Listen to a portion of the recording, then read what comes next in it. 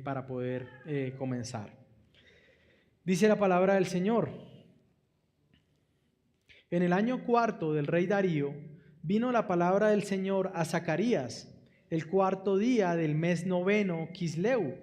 La aldea de Betel había enviado a Sarecer, a Regem-melech y a sus hombres a implorar el favor de Dios y preguntar a los sacerdotes que eran de la casa del Señor de los ejércitos y a los profetas: ¿debemos orar en el mes quinto y abstenernos como lo hemos hecho durante tantos años? Entonces vino a mí la palabra del Señor de los ejércitos: habla a todo el pueblo de la tierra y a los sacerdotes y diles: cuando ustedes ayunaban y se lamentaban en el quinto y el séptimo mes durante estos 70 años, ¿ayunaban en verdad por mí? Y cuando comen y beben, ¿no comen y beben para ustedes mismos? ¿No son estas las palabras que el Señor proclamó por medio de los antiguos profetas cuando Jerusalén estaba habitada y próspera, con sus ciudades a su alrededor, y el Negev y la tierra baja estaban habitados? Entonces vino la palabra del Señor a Zacarías: así ha dicho el Señor de los ejércitos: juicio verdadero juzguen, y misericordia y compasión practiquen cada uno con su hermano. No opriman a la viuda, al huérfano, al extranjero, ni al pobre, ni tramen mal en sus corazones unos contra otros.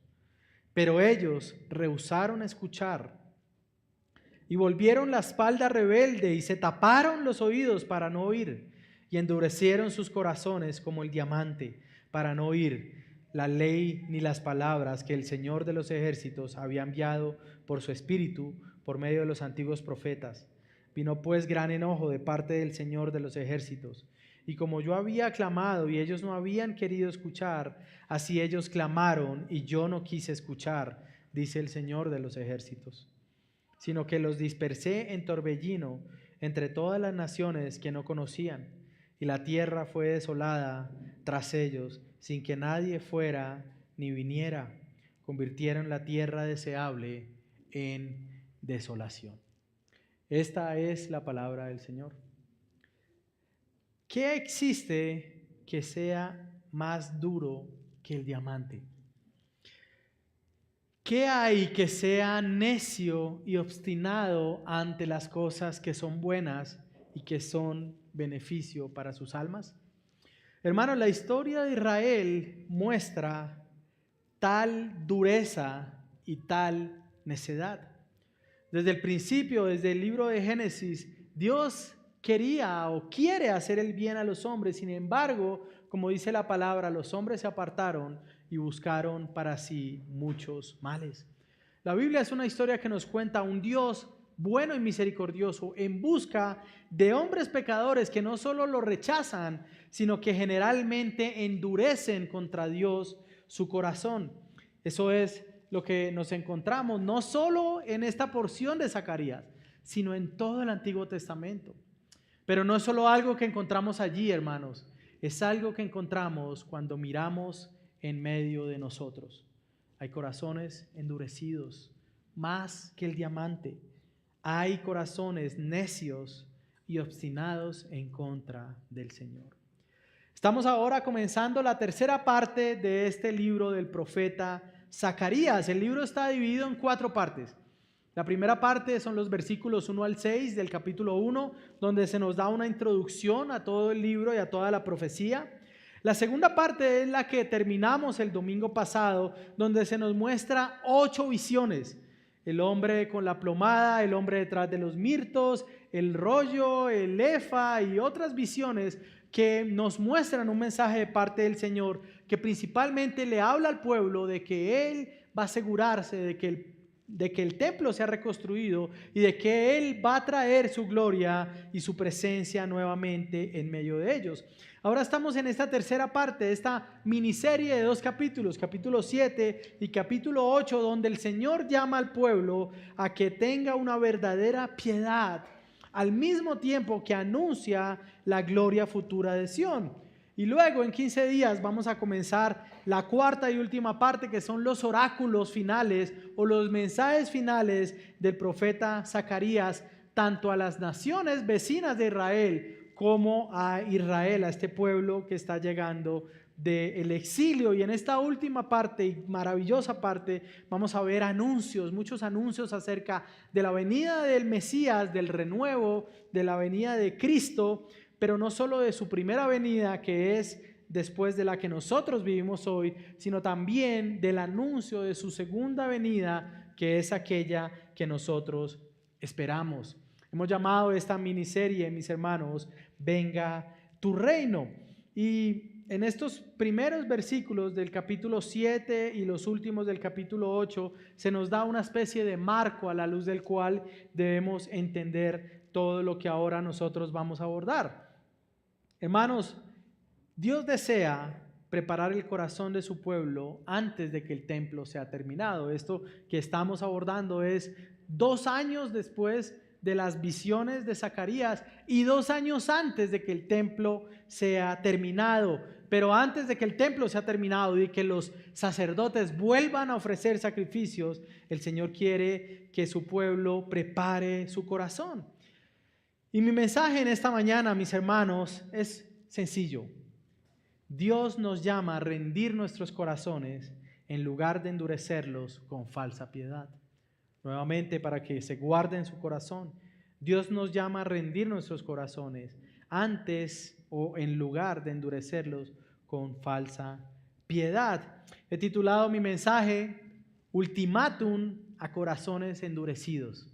Y como se lo estoy dando a usted, pero también me lo estoy dando a mí, este es un ultimátum para todos nosotros.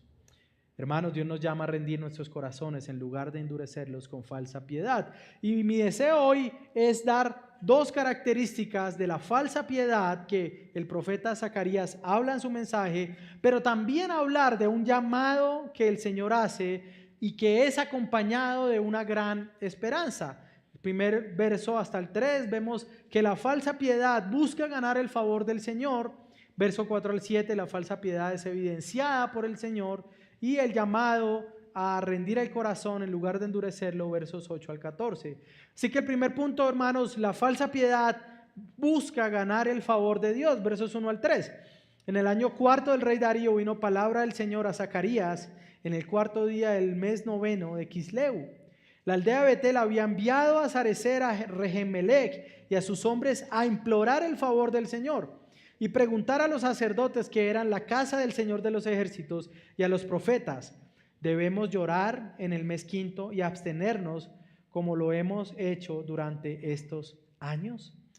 Nuevamente, hermanos, esto que está pasando acá pasa 2 años después de las visiones de Zacarías y 2 años antes de que el templo sea terminado. Zacarías y los sacerdotes, recuerden, Zacarías no solo era profeta, sino que era sacerdote también, habían recibido la visita de estos hombres. Sus nombres nos dejan ver que eran hombres eminentes, de hecho, estaban relacionados con el imperio persa. Estos hombres vienen de otra zona diferente de Israel a preguntar: ¿es necesario que sigamos ayunando? El asunto es que después de que Jerusalén es destruida por Nabucodonosor y los babilonios, y después de que el templo es destruido y es quemado, Israel y los líderes de Israel habían establecido 4 ayunos. Recordemos, el único ayuno establecido por el Señor en la ley, que está en Levítico, es el ayuno que se hacía el día de la expiación, el día del Yom Kippur. Era el único día que se establecía como ayuno para el pueblo. Pero estos hombres establecieron 4 ayunos más. Un ayuno en el mes 10º que conmemoraba cuando los babilonios comenzaron a sitiar Jerusalén. Mes 10º ayunaron para conmemorar eso. El mes 4º para conmemorar cuando las murallas fueron quebradas por primera vez. En el mes 5º volvían a ayunar para conmemorar la destrucción y la quema del templo de Jerusalén. No estoy hablando de conmemorar en un sentido de celebración. Estoy hablando de un recordatorio triste que los llevaba a ayunar y a llorar por la destrucción del templo. Y el 4º ayuno era en el 7º mes, cuando ellos lamentaban la muerte de Gedalías, cuando él fue asesinado por los babilonios. Recordemos, este era un gobernador, no era rey oficialmente, no venía de la casa de David, pero era un gobernador que ellos habían establecido. Entonces, cuando estos hombres vienen, claman por el favor de Dios y al mismo tiempo preguntan si deben continuar ayunando, entendemos que esta petición deja algo o nos revela algo de su pensamiento que más adelante vamos a ver que es algo falso, y es que estos hombres estaban convencidos que estaban llevando vidas agradables al Señor a causa de que estaban haciendo rituales religiosos y ayunos, y que por esa razón estos hombres debían haber sido bendecidos. Un cálculo rápido: 70 años de exilio, 4 ayunos por año, 280 ayunos. Tal vez si yo pregunto cuántas veces hemos ayunado nosotros en el último año, tal vez no reunamos ni la quinta parte de eso. Estos hombres están hablando, miren, nosotros venimos ayunando y ahora estamos acá delante de ustedes, sacerdotes, para implorarles que el Señor nos bendiga, y no solo para implorar eso, sino para preguntar si es necesario que sigamos ayunando. El templo está siendo terminado. La razón de nuestro ayuno es que no teníamos templo. La razón de nuestro lamento es que Jerusalén había sido destruida. La pregunta es, ahora que estamos terminando el templo, ¿necesitamos seguir ayunando? Ahora, no es una pregunta descabellada. Sin embargo, el Señor quiere que antes de que el templo sea terminado y que los sacrificios comiencen, ellos recuerden que el Señor está más interesado en nuestro corazón que en los rituales exteriores que nosotros podamos hacer. Hermanos, estos hombres, en lugar de estar preguntándose si tenían que seguir haciendo ceremonias o ayunando o haciendo lamento, ellos deberían estar pensando cómo celebrar y darle gracias a Dios porque el templo estaba siendo terminado. O sea, ellos, en vez de venir a los sacerdotes y decirles, ¿qué hacemos? Tenemos que levantar acción de gracias al Señor, el templo está siendo terminado. Lo que ellos están interesados es en preguntar, ¿será que es necesario que sigamos lamentándonos? ¿Es necesario seguir ayunando? Y tal vez, mis hermanos, usted está pensando, qué hombres tan necios. ¿Cómo pueden pensar que el Señor tiene que bendecirlos porque hacen ayunos? ¿Cómo pueden pensar de que el Señor está obligado a bendecirlos porque llevan a cabo rituales externos? Estos hombres son definitivamente necios. Nadie puede comprar el favor de Dios. Sin embargo, mis hermanos, estos hombres no son diferentes a los hombres de hoy, pero tampoco son diferentes a usted y a mí. La actitud de estos hombres que se acercan a los sacerdotes deben traernos varias preguntas. ¿Estamos pensando tal vez que los rituales que hacemos nosotros, aún los rituales válidos y mandados por Dios, son vistos por nuestro corazón como algo que me haga merecedor del favor de Dios? Como cristianos nosotros llevamos a cabo muchos rituales visibles, la cena del Señor, estamos acá como parte de un ritual de congregarnos, de guardar el día del Señor, oramos, leemos la Escritura, buscamos amarnos unos a otros. La pregunta es si estamos pensando que Dios está obligado con nosotros a bendecirnos, ojo, bendecirnos en la manera que nuestro corazón cree que debemos ser bendecidos, a causa de que estamos llevando a cabo estos rituales. ¿Cuál es la motivación cuando oramos al Señor o cuando llevamos a cabo nuestras disciplinas? Hermanos, la búsqueda de ser piadoso, que es algo bueno, hacer rituales para honrar al Señor, rituales que Él manda, es algo bueno. Sin embargo, la motivación de buscar la piedad no debe ser obtener el favor de Dios, sino responder a que ya recibimos todo el favor de Dios en Cristo. Respondemos al amor que recibimos, respondemos al hecho de que entendemos que ya lo tenemos todo. Por eso entonces queremos honrarlo. Hermanos, Dios nos llama a rendir nuestros corazones en lugar de endurecerlos con falsa piedad que piensa que puede ganarse el favor de Dios. Pero lo que sucede acá, esta narración también nos muestra otra característica de la falsa piedad. La primera es que la falsa piedad busca ganarse el favor de Dios por su propio mérito. La segunda es que la falsa piedad al final siempre va a ser evidenciada por el Señor. Es decir, el Señor no puede ser engañado. El Señor no puede ser sorprendido por nuestros actos externos de piedad. Versículo 4. Entonces vino a mí la palabra del Señor de los ejércitos. Habla a todo el pueblo de la tierra y a los sacerdotes y diles, cuando ustedes ayunaban y se lamentaban en el quinto y en el séptimo mes, durante esos 70 años, ¿ayunaban en verdad por mí? Y cuando comen y beben, ¿no comen y beben para ustedes mismos? ¿No son estas las palabras que el Señor proclamó por medio de los antiguos profetas cuando Jerusalén estaba habitada y próspera, con sus ciudades a su alrededor y el Negev y la tierra baja estaban habitados? Hermanos, ante la petición de estos hombres que buscan el favor de Dios en base a lo que ellos estaban haciendo, la respuesta del Señor no se deja esperar. La respuesta del Señor es inmediata. La palabra del Señor vino a Zacarías para revelar el corazón de estos hombres que aparentaban piedad. Ahora, si alguien venía a preguntarle a él, a Zacarías, bueno, Zacarías, hemos estado ayunando 70 años. Es más, no solo en Yom Kippur, sino 4 veces más. ¿Debería el Señor bendecirnos? Tal vez Zacarías, el primer impulso de él hubiera sido, claro, voy a decirle al Señor que nos bendiga, voy a decirle al Señor que traiga su favor, voy a decirle al Señor que derrame bendiciones sobre ustedes. Pero antes de que Zacarías responda rápidamente, el Señor viene trayendo su palabra, evidenciando que la piedad de estos hombres realmente era una piedad falsa. Mis hermanos, el Señor conoce el corazón de los hombres. Reprende a estos hombres porque todos sus rituales, como sus ayunos y como sus oraciones, nunca fueron realizados realmente para el Señor. ¿Puede pensar eso? Al menos estos hombres, si tenían una edad media para ser líderes del pueblo, es decir, que tenían al menos unos 50 años, y si tienen uso de razón desde los 4 años, es decir, 44 años recordando que venían ayunando al Señor 5 veces al año. Pero el Señor dice que su piedad era una piedad falsa. Él dice, sus ayunos eran realmente para mí. Esto muestra que sus actos piadosos en realidad no eran para el Señor, sino para ellos mismos. Ellos hacían actos religiosos externos, tal vez para mostrarse más piadosos que otros, ¿no? Me imagino uno de esos hombres hablando con alguien que solo ayunaba en el día de Yom Kippur, diciendo, ¿tú ayunas una vez al año? Bueno, hermano, voy a orar por ti en uno de mis 4 ayunos adicionales para ver si el Señor tiene misericordia de ti.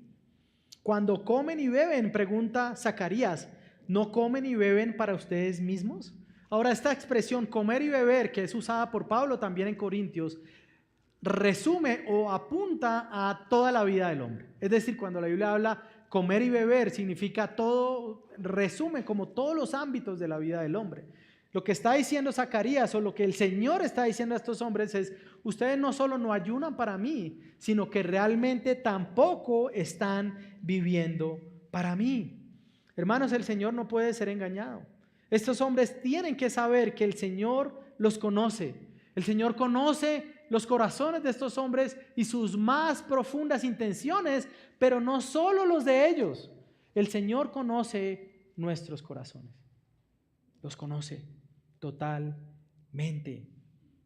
Y acá la pregunta sería, evidentemente, nosotros somos como ellos. ¿Qué tanto somos como ellos? Ahora, ¿nos estamos tal vez engañando nosotros también pensando que estamos viviendo para el Señor? Pero realmente el Señor tiene claro que nuestra vida no es para Él. Es fácil engañar a otros hombres. Es fácil tratar de engañar a nuestro propio corazón. Danny Akin habla sobre esto y él dice lo siguiente: cuando el pueblo de Dios observa un ayuno o cualquier otra tradición religiosa para complacernos a nosotros mismos o para ganar la admiración y aprobación de los demás, Dios no se complace y la actividad es en vano. Si nos servimos a nosotros mismos en lugar de servirle a Él, nuestra actividad se vuelve vacía, sin importar cuán loables o admirables puedan ser nuestras acciones. Cierro mi cita. Muchas veces sostenemos tradiciones que hemos recibido, pero de las cuales tal vez no hemos sido convencidos por la Biblia y simplemente las hacemos porque así es, ¿no? Lo recuerdo alguna vez cuando empecé mi vida cristiana, alguien me dijo que realmente Dios escuchaba más las oraciones que se hacían cuando el sol empezaba a salir, ¿no? Por allá a las 3 de la mañana, ¿no? Y entonces yo intentaba levantarme a esa hora, pero yo decía, bueno, el Señor me va a escuchar más y va a responder más rápido mi oración. El asunto es que ese tipo de tradiciones después entendí que no tenían un asidero bíblico, es decir, la Biblia no enseña eso. Evidentemente la Biblia me enseña a orar. ¿Es malo entonces levantarme a orar a las 3 de la mañana? De ninguna manera. Claro que no. Si usted puede hacerlo, hágalo, o levantarse más temprano. Mi meta es poder levantarme cada vez más temprano porque nuestra vida en Bogotá es muy rápida. Pero el hecho de que yo logre levantarme a las 3, 4 o 5 de la mañana para orar, no quiere decir que Dios tenga que escucharme más rápido que aquel hermano que ora a las 7, o que hace su devocional a mediodía, o que saca espacio y sale a caminar y mientras camina está orando al Señor. La tradición, dice un teólogo llamado Jaroslav Pelikan, es la fe viva de los muertos. Es decir, las tradiciones están arraigadas en una fe viva de nuestros antepasados. Sin embargo, es una cosa diferente el tradicionalismo. Cuando yo abrazo una tradición sin entender el corazón de esa tradición o de dónde procede, eso es tradicionalismo. El tradicionalismo, dice él, es la fe muerta de los vivos. La tradición es la fe viva de los muertos, pero el tradicionalismo es la fe muerta de los que están vivos. Por eso todo lo que nosotros hagamos en nuestra iglesia, en nuestra adoración, en nuestra vida misma, debe estar arraigado en lo que el Señor nos manda. Hermanos, tenemos muchos puntos ciegos y nuestra propia alma puede intentar engañarse a sí mismo. Puede intentar hacernos creer de que estamos viviendo para el Señor y que merecemos que Él nos bendiga. Pero a pesar de eso, podemos estar haciendo cosas externas y aún así nuestro corazón puede estar lejos de Él. Versículo 7 dice, ¿no son estas las palabras del Señor que proclamó por medio de los antiguos profetas cuando Jerusalén estaba habitada y era próspera? Mis hermanos, el Señor no solo deja en evidencia que su piedad es falsa, sino les recuerda que el mensaje de los profetas antiguos es un mensaje de volverse a Dios de manera real y de manera sincera. El Señor había levantado profetas durante siglos para que estos hombres se apartaran de la falsa piedad y en lugar de eso, para que sus corazones se rindieran de una manera verdadera al Señor. Hermanos, la palabra de Dios cumple hoy la misma función. La palabra que el Señor dio a los profetas y a los apóstoles es la que se predica en nuestra iglesia.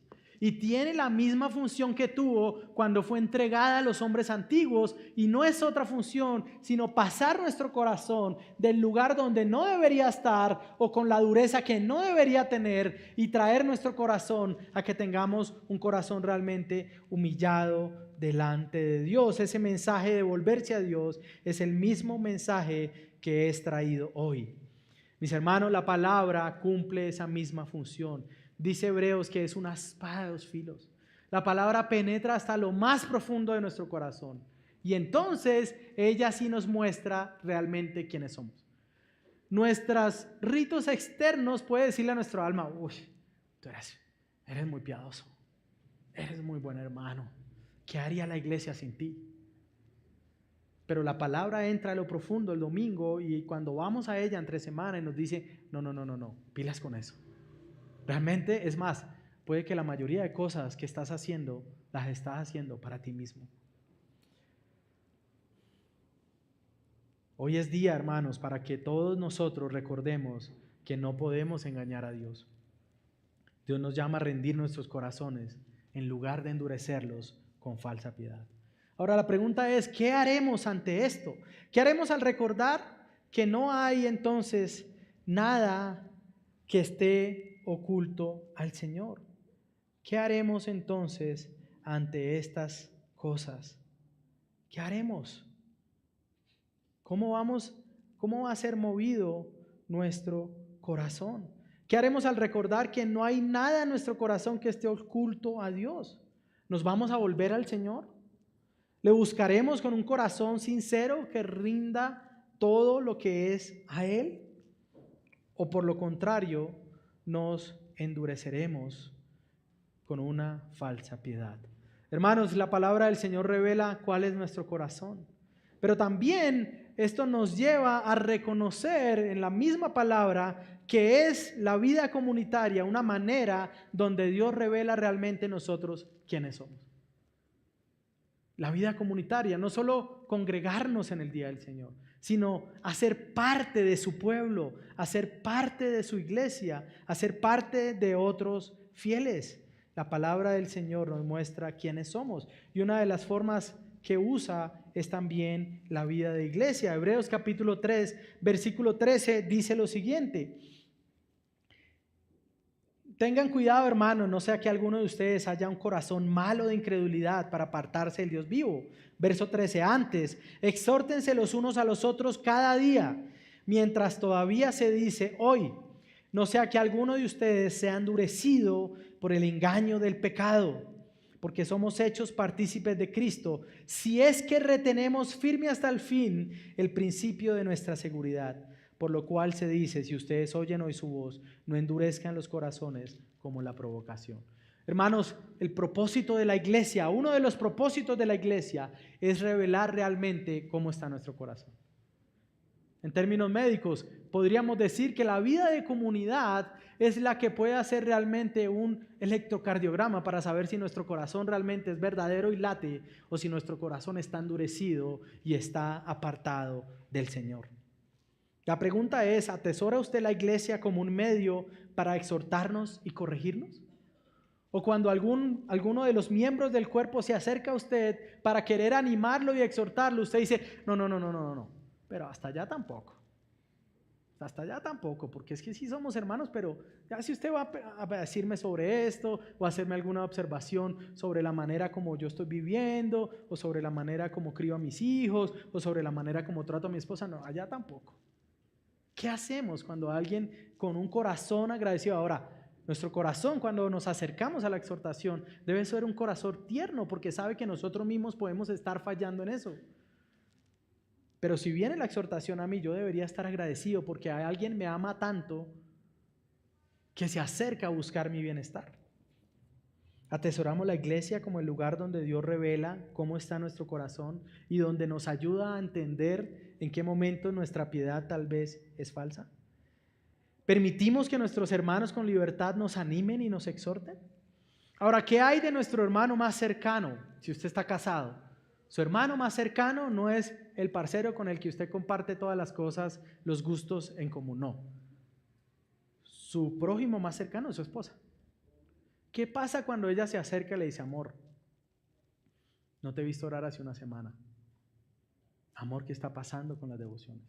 Amor, no estamos orando como antes orábamos. Amor, ¿qué está pasando con la manera como estás tratando al vecino, con la manera como estás manejando? ¿Qué está pasando contigo? ¿Qué hacemos cuando esa exhortación viene de parte de nuestro cónyuge o mujeres? ¿Qué pasa cuando la exhortación viene de parte de su esposo? Amorcito, mami, o bueno, como usted le diga a su esposa, te estoy viendo suave en esto. ¿Cómo puedo ayudarte? ¿Cómo puedo servirte? No, pero es que ya empezó usted con la cantaleta, es que eso no, la Biblia dice que la mujer que es como gotera, eso al final, ¿no? Que quién va a vivir con una mujer rencillosa, ¿no? ¿Cómo recibimos nosotros esa exhortación? Hermanos, debemos pedir al Señor que nos ayude a evidenciar lo que está en nuestro corazón, para que podamos correr a Él, para que podamos ser corregidos, pero también para que podamos encontrar la esperanza que hay en nosotros, aún para aquellos que podemos experimentar momentos de dureza en nuestro corazón y momentos de idolatría. Hermanos, ninguno de los que está acá está exento de tener temporadas donde su corazón se endurece como el diamante. Ninguno de nosotros está exento de tener una piedad falsa, pero necesitamos ser corregidos. Debemos escapar de la falsa piedad porque busca ganarse el favor del Señor y recordar que al final Dios expondrá la falsa piedad y la mostrará como algo evidente. En misericordia Él mostrará que nuestra piedad es falsa para corregirnos y para llevarnos a Él. No somos dejados solos en este punto, sino que el Señor nos llama a rendir el corazón en lugar de endurecerlo. Y esto me lleva a mi último punto, versículo 8 en adelante. Entonces vino la palabra del Señor a Zacarías.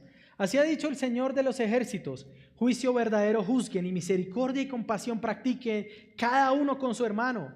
No opriman a la viuda, al huérfano, al extranjero, ni al pobre, ni tramen el mal en sus corazones unos contra otros. Pero ellos rehusaron escuchar y volvieron la espalda rebelde y se taparon los oídos para no oír. El Señor no solo reprende a estos hombres, sino que los llama a corregir su camino, mostrando o evidenciando el endurecimiento con el que actuaron sus padres y advirtiéndoles para que ellos no caigan en lo mismo, un corazón endurecido y oídos cerrados que no quieren escuchar. Mis hermanos, el verso 8 al 10 nos muestra la reprensión del Señor resaltada en varios comportamientos pecaminosos, principalmente relacionados con la manera como ellos trataban a los más vulnerables. Los más vulnerables en el judaísmo en ese momento eran las viudas, los huérfanos y los extranjeros. Hoy podríamos decir que en un sentido también son las personas más vulnerables.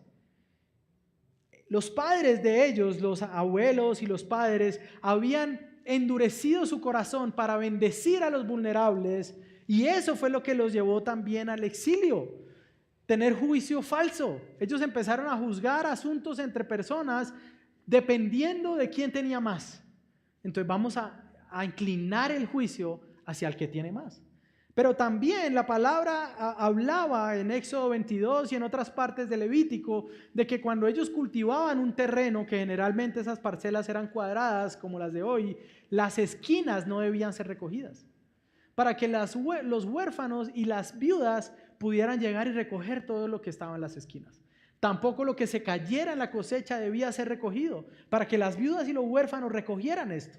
También la tierra debía ser dejada respirar durante un año cada 7, y ellos no lo estaban haciendo. Pero también las deudas cada 7 años tenían que ser perdonadas. Y la Biblia dice que cuando ellos empezaron a decir en su corazón, cuando llegaba un hermano pobre a pedir prestado, decían: estamos en el año 6. Si yo le presto a este hermano, el otro año, si no me ha pagado, ya no me va a pagar. Y cerraban su corazón contra los necesitados y empezaron a tomar esclavos de sus propios hermanos. Y por esa dureza el Señor le habla a través de los profetas. Ahora usted puede decirme: no, pastor, pero ¿qué tiene de malo de pronto uno ser un poco sabio, no? Yo voy a ser sabio con lo que es mío. Hay cosas en las que yo puedo ayudar a alguien. Es más, yo voy a orar. Si el hermano está en una necesidad, está comiendo una vez cada 2 días, no, yo voy a orar por él, ¿no? Juan habla de eso. ¿Cómo le dices a tu hermano: ven paz? Si tú tienes cómo bendecirlo. Ahora, hay 3 maneras en que estas cosas, no cuidar a los vulnerables, ofendían al Señor. En primer lugar, porque quebraban mandatos explícitos, es decir, la Biblia daba mandato explícito sobre eso. En segundo lugar, porque cuando quebraban estos mandatos se revelaba que el corazón de estos hombres era egoísta y endurecido, que no podían pensar en nadie más sino en sí mismos, ¿no? Hoy aún los filántropos, cuando hacen algo bueno por alguien, lo están haciendo al final para sí mismos. Pastor, pero es que ese youtuber es tan bueno, va y sale y compra una naranja en la calle y le da 300,000 pesos a la persona. No, él no lo está haciendo por él, lo está haciendo por él, para tener más vistas, para tener más dinero. No se deje engañar, ¿no?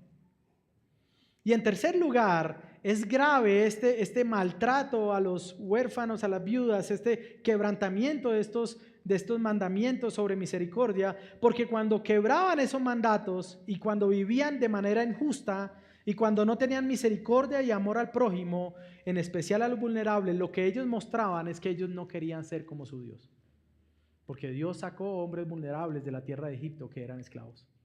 Y cuando ellos cerraban su corazón, lo que decían es: no queremos ser como Jehová, porque Jehová es misericordioso, bondadoso y justo. Pero cuando yo no soy eso, lo que muestro es que yo no quiero ser como él. X nuevamente y Mérida dicen lo siguiente: podemos perseguir activismo religioso todo el día y aún así estar lejos de Dios. Una relación transformadora con el Señor va a llevar a nuestros corazones a actuar amorosamente y con justicia hacia los demás. ¿Cómo estamos tratando a nuestro prójimo?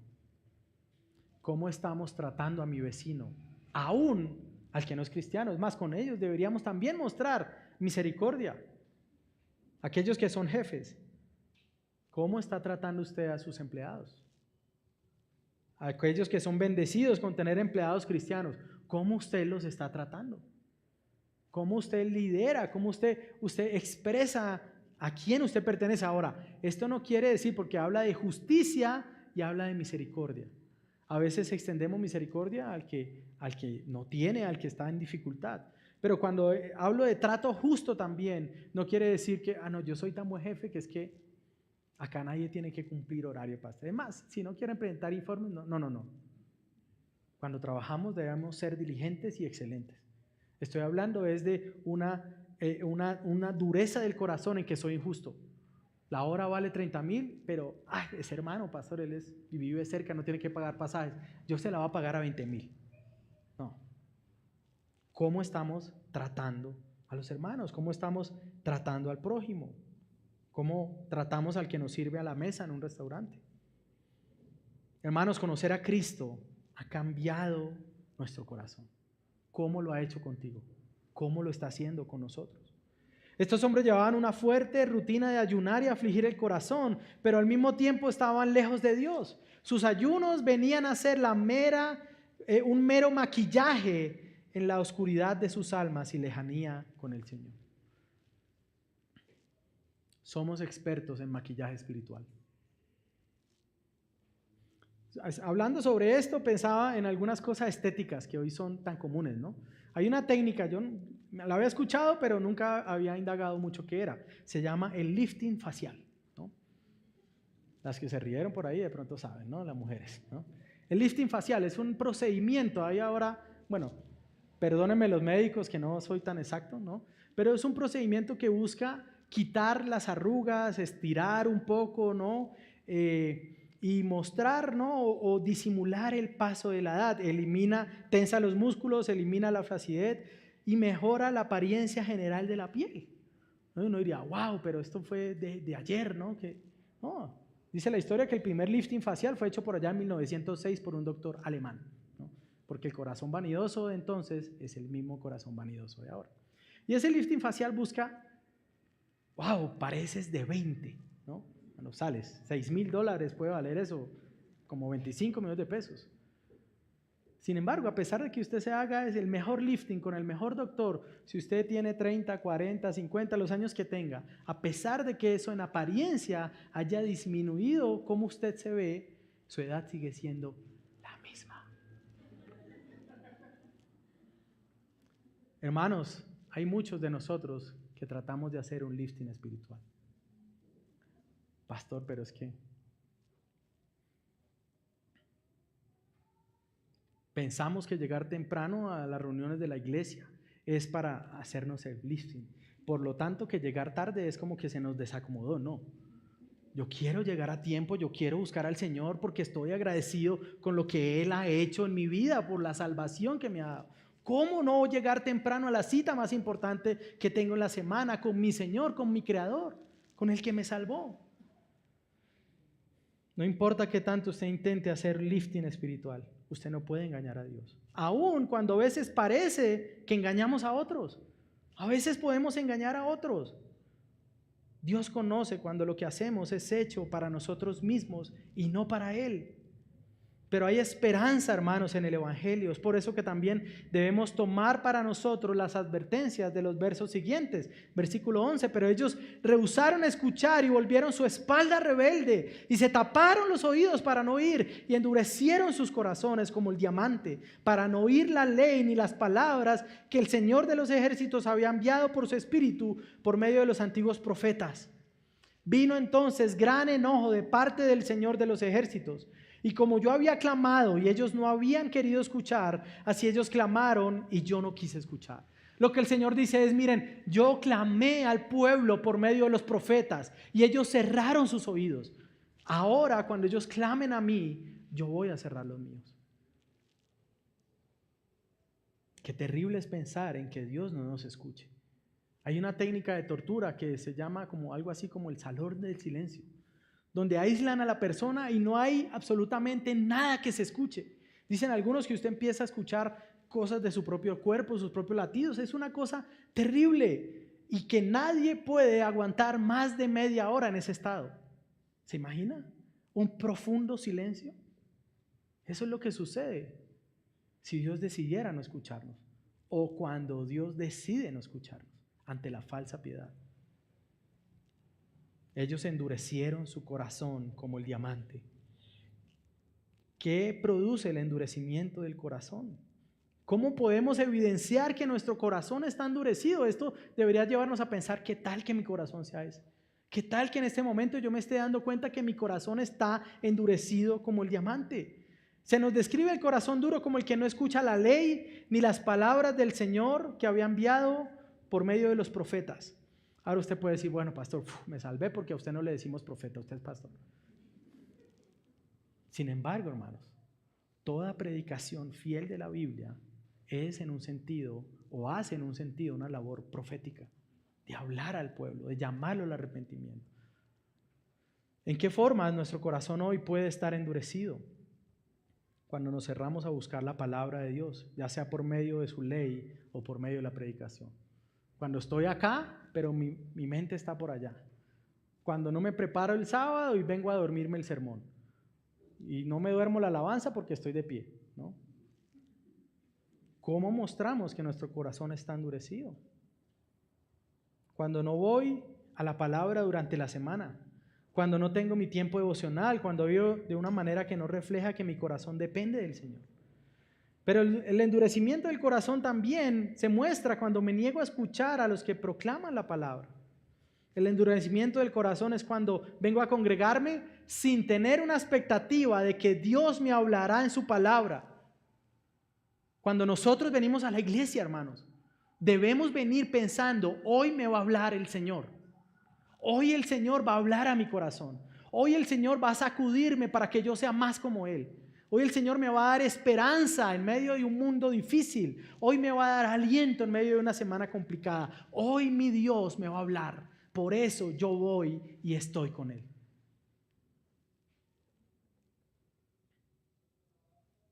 El endurecimiento del corazón se muestra cuando no tomamos consejo, cuando me aparto de los espacios que son bendición para mi vida. Seminario de padres en la iglesia. Uy, pastor, pero avisó solo con un mes de anticipación. Me hubiera dicho al menos 2 meses antes para agendarme. No, yo no puedo ir, pastor, qué pena. Está bien, hermano, no te preocupes. Lo que tu corazón está mostrando es que tú no lo necesitas. Seminario de pareja. Uy, pastor, pues que preciso, Juanito, fulanito, sultanito, oye, el shower de este, del otro, de aquel. Lo que muestra tu corazón es que tú no lo necesitas. Y si eso es algo que proviene de Él, en un sentido dices, yo no necesito del Señor. Es cuando menospreciamos los esfuerzos de la iglesia para tener espacios de capacitación, espacios de grupos donde podemos tener comunión y hablar de la palabra del Señor. Mis hermanos, tal endurecimiento no es exclusivo de los antiguos. Es el endurecimiento que sufren nuestros corazones. Endurecimiento que nos lleva a ser necios y a ser fríos en lo espiritual. Pero hoy entonces, hermanos, es día para ser amonestados, para recordar que aún si no prestamos atención hoy a este mensaje, si creemos que este mensaje no es para nosotros, tarde o temprano las consecuencias del endurecimiento nos van a alcanzar. Y a veces tardará años. La manifestación del corazón endurecido puede tardar años. Tenemos que pedirle al Señor que nos ayude. Hace unos días hablaba con un amigo pastor y él me decía, hace un par de años tuvimos un caso de disciplina de alguien que estuvo a punto de ser ordenado en uno de los oficios de la iglesia y nos dimos cuenta que llevaba años abusando a una de sus hijas. ¿Cómo puede ser posible? Porque el corazón endurecido, cuando hace ritos externos, se convence de que está bien. Ninguno de nosotros está exento de tener un corazón endurecido, pero al final Dios siempre mostrará quiénes son los suyos. Hoy es día para ser amonestados y para recordar que debemos correr al Señor para que nuestro corazón cambie. Dios les quitó aquello que mostraba que ellos eran su pueblo. Les quitó el templo, les quitó su tierra, les quitó la posibilidad de tener sacrificios, porque la dureza del corazón los alcanzó. Ellos no lo buscaron cuando estaban bien, cuando eran prósperos. Salieron de Egipto más o menos 600,000 personas. Y casi 1000 años después, cuando ellos eran ya millones, los que vuelven a Jerusalén son más o menos 150,000. La cuarta parte de un pueblo que se le había dicho que iba a ser como las estrellas del mar, porque la consecuencia de su endurecimiento los alcanzó. Mis hermanos, debemos ser guardados de endurecer nuestro corazón contra el Señor. No podemos menospreciar las advertencias que vemos en su palabra, pero tampoco podemos olvidar de que sus advertencias, por no alejarnos, nacen de un corazón paternal que ama a los suyos. La razón por la cual usted está escuchando este ultimátum y esta amonestación es porque Dios lo ama. Nosotros no llamamos a que el que se aparta vuelva si no lo amamos. Si usted no vuelve a ver a alguien que estudió con usted en el colegio por 30 años, usted no lo va a extrañar porque Dios no lo ama. Y no se sienta mal por eso. Pero si su esposa deja de estar en su casa por 2 días, usted la va a extrañar y usted va a hacer todo lo posible para restaurar lo que sea que haya pasado, que le haya hecho irse. Porque usted la ama y la extraña. Este llamado, este ultimátum para el corazón endurecido viene de un Dios que ama a su pueblo. Hermanos, el Señor nos ama. Por eso en su misericordia no deja que nos alejemos sin esperanza, sino que nos llama a Él. Sus advertencias hablan de un gran amor por los suyos.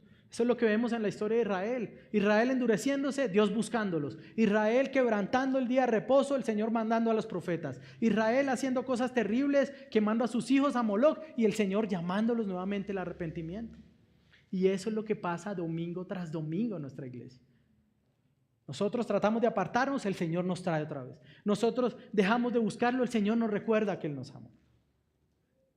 Es el mismo Dios que da a este pueblo rebelde la promesa gloriosa del envío del renuevo. Está hablando al mismo pueblo, al que 2 años antes les había dicho, pero vendrá el renuevo, aquel que hará que mi gloria habite en medio del templo, aquel que será sacerdote, que será profeta y que será rey. Yo les enviaré al Mesías. Este pueblo no merecía esas promesas y las recibió porque Dios los amaba. Cristo es aquel que manifiesta entonces de manera plena esta misericordia y compasión de Dios por los de corazón endurecido. La razón por la que Cristo nos envía su palabra, que el Padre nos envía su palabra, es a causa del Hijo. Dios envió a su Hijo para que los hombres como usted y como yo, de corazón endurecido, podamos tener un cambio de corazón y podamos buscarlo a Él. Hermanos, no endurezcamos nuestro corazón. No cerremos nuestros oídos a las palabras de nuestro buen Dios, ni endurezcamos nuestro corazón como el diamante. Si los pastores tuviéramos esas capacidades que alguna gente cree que tenemos, que no tenemos, y pudiéramos ver cuántos oídos están endurecidos, veríamos tal vez muchos en medio del sermón con grandes audífonos aislantes para no escuchar, porque a veces nos sentamos de esa manera. La buena noticia es que sin importar qué tan duro esté su corazón hoy o haya estado durante los últimos años frente al Señor, sin importar lo duro que nuestro corazón esté, Dios viene en nuestro rescate. Mis hermanos, hay esperanza para los hombres de corazón endurecido. Ezequiel capítulo 11, versículo 19. Yo les daré un solo corazón y pondré un espíritu nuevo dentro de ellos. Y quitaré de su carne el corazón de piedra y les daré un corazón de carne, para que anden en mis estatutos, guarden mis ordenanzas y los cumplan. Entonces será mi pueblo y yo seré su Dios. Hermanos, ninguno de nosotros tiene el poder para quebrar el corazón endurecido. Ninguno de nosotros tiene poder para trasplantar el corazón de piedra y poner un corazón de carne. Pero Dios sí puede hacerlo. Esa es una buena noticia para nosotros. Solo Dios puede ablandar nuestro corazón. Ninguno de nosotros puede hacerlo por sí mismo. De eso se trata el Evangelio. Ese es el corazón del Evangelio. Dios quebrando corazones, aún los más duros que el diamante o que la piedra, para darles un corazón nuevo. Gracias al sacrificio del Mesías, al traspasado, como veremos en unas semanas, que viene a ser rescate. La manera en que Dios logró que su corazón pudiera ahora ser de carne no fue en sus obras, fue enviar a su Hijo para que Él fuera quebrantado como el peor de los hombres, para que fuera quebrantado como si Él mismo tuviera un corazón de diamante y pudiera en su muerte darle a usted un nuevo corazón. Es como estos hombres que están buscando un trasplante de corazón y no tienen esperanza, porque nadie es compatible y pueden durar años en una lista de espera y nadie es compatible. Pero si alguien es compatible, no tengo el dinero para hacerlo.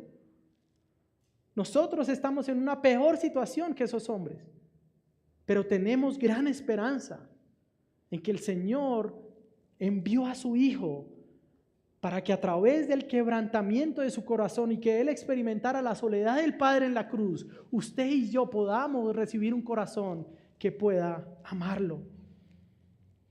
Hay esperanza para aquellos que hemos tenido falsa piedad, o para los que somos tentados a tener un corazón de piedra, o para los que somos tentados a tener una piedad falsa. Hermanos, vengamos y rindámonos a nuestro Señor. Busquémoslo de todo corazón.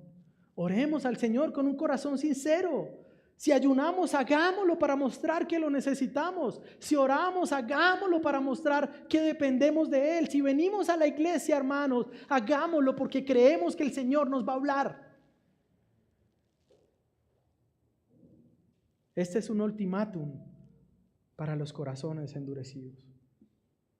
Que el Señor sea nuestro deleite. Que el Señor sea nuestro gozo, nuestro anhelo más profundo de nuestro corazón. Que mostremos que nuestra vida transformada se manifieste en el amor por el prójimo. Rindámonos al Señor, busquémoslo de corazón, porque Él nos llama a rendir el corazón en lugar de la dureza, de la piedad falsa. Este es un ultimátum para los corazones endurecidos. ¿Qué hará usted? ¿Cómo va a responder a este ultimátum? ¿Alguna aplicación adicional, aunque tal vez no necesitamos muchas?